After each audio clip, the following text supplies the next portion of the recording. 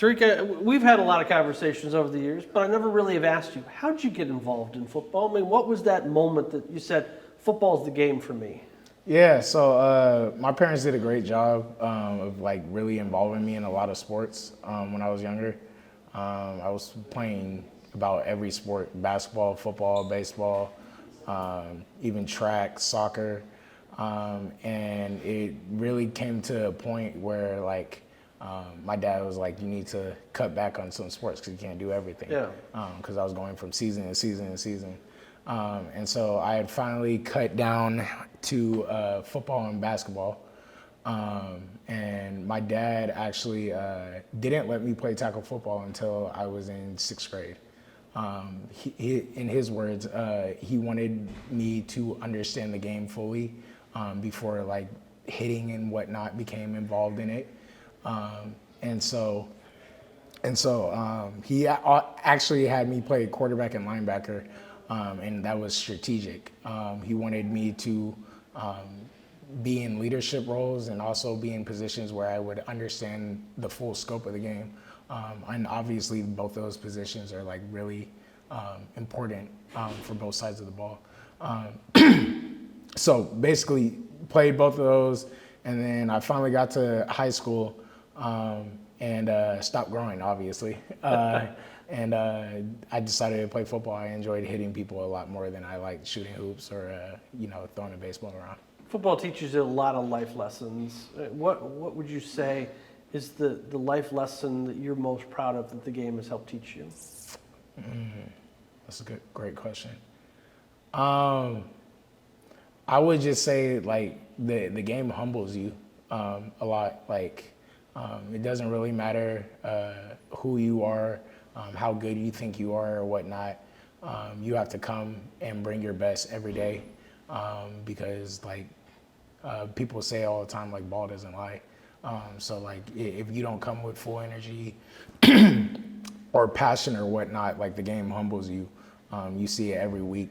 Teams who aren't supposed to beat big teams and whatnot end up beating them because the other team doesn't come with it that week. So I would say just humility and humbleness. You're a guy that does so much away from the game of football. What between your side businesses of photography and video and leadership roles and helping with the diversity and equality, what are you most proud of? I would say honestly all of it.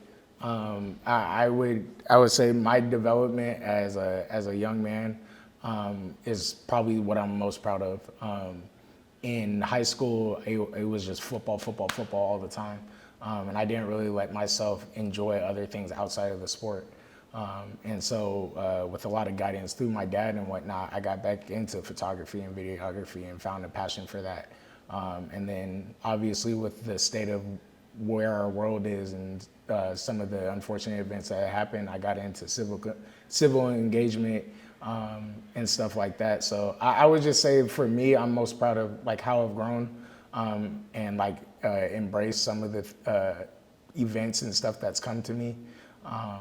But yeah, like it's been an awesome experience, and I truly could say that like I've had a full experience.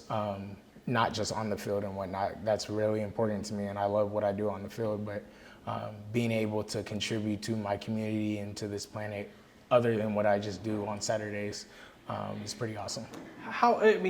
When you look back at some of the things you've gotten to do, I mean, conversations, you can call Scott up whenever you need, have conversations, deep conversations. Mm-hmm.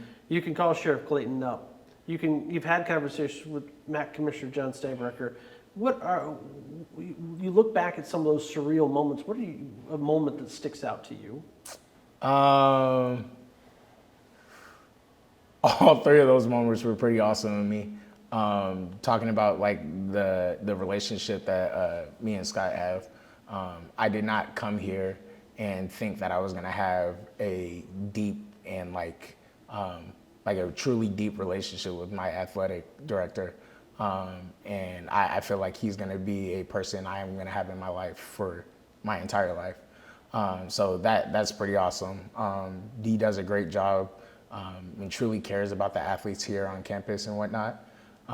So that's awesome. Talking about with Sheriff Clayton, especially in where our world was during that time that I came to know him, like it was just awesome.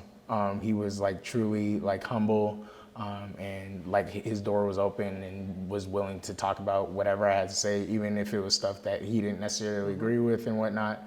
And like it was just awesome, especially to see an African American man in that position when the world was where it was. Like it was awesome to like kind of go back and forth and get his point of view on some of the stuff that like was going on and whatnot.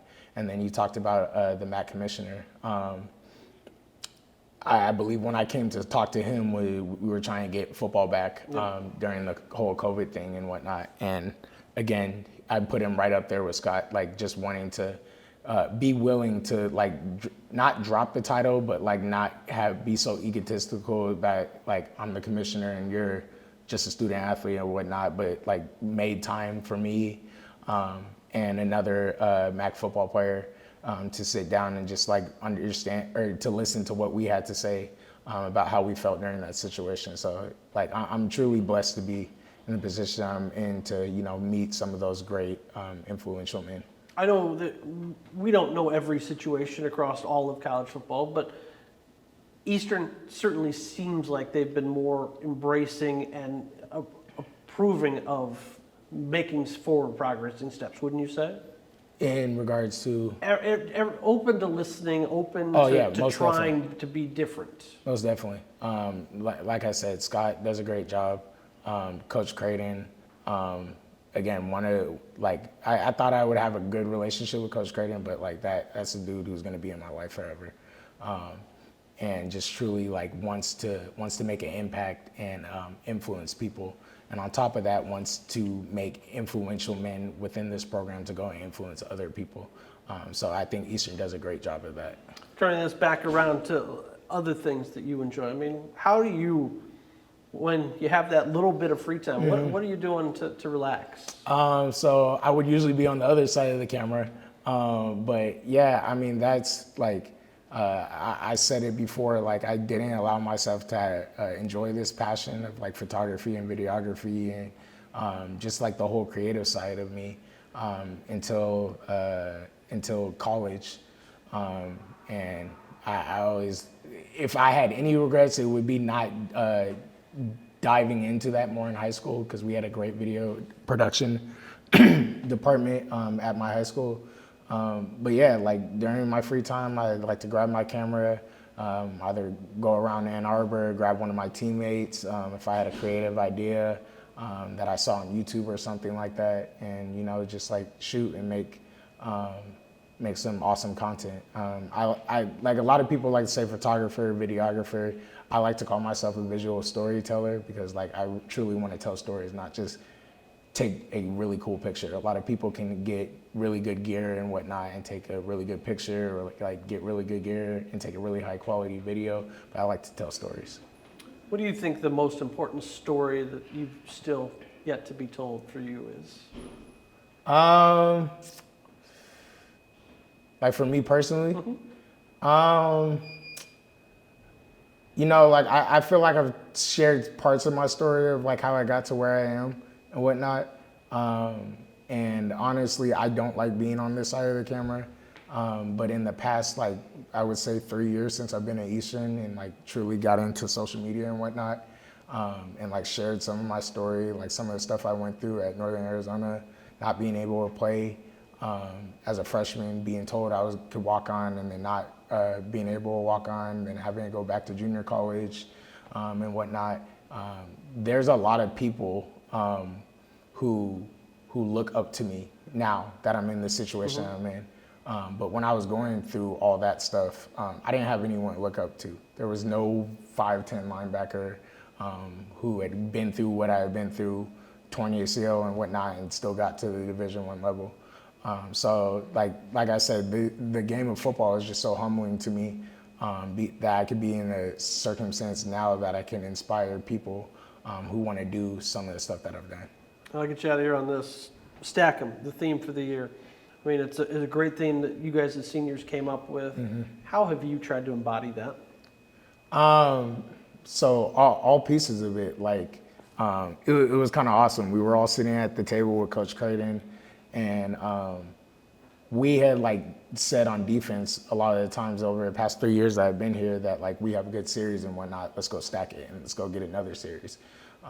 And so when we got up into the meeting room and we were kind of talking about what we wanted our thing to be, like that kind of came up again. And it was like, okay, we've been good at certain parts of the year, like winning 2 games, and then we go lose a game, and then we have to, like, Eastern Michigan is really good at like adversity when we hit adversity, but finding a way to deal with success and whatnot.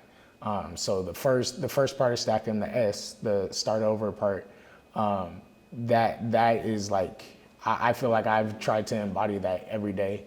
Whether I had a good day at practice or a bad day, like being able to say, like, okay, cool, let's move on to the next day and whatnot. And then the T, take a 1-0 approach, like, just like every rep is a battle to win that rep and whatnot. And then avoid the noise has been something that I guess has been the most challenging for me and whatnot, whether it's good or bad and whatnot. And for me, I guess it's been more of the bad noise and whatnot.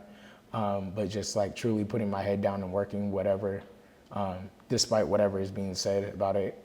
And then close the gap, always trying to get better.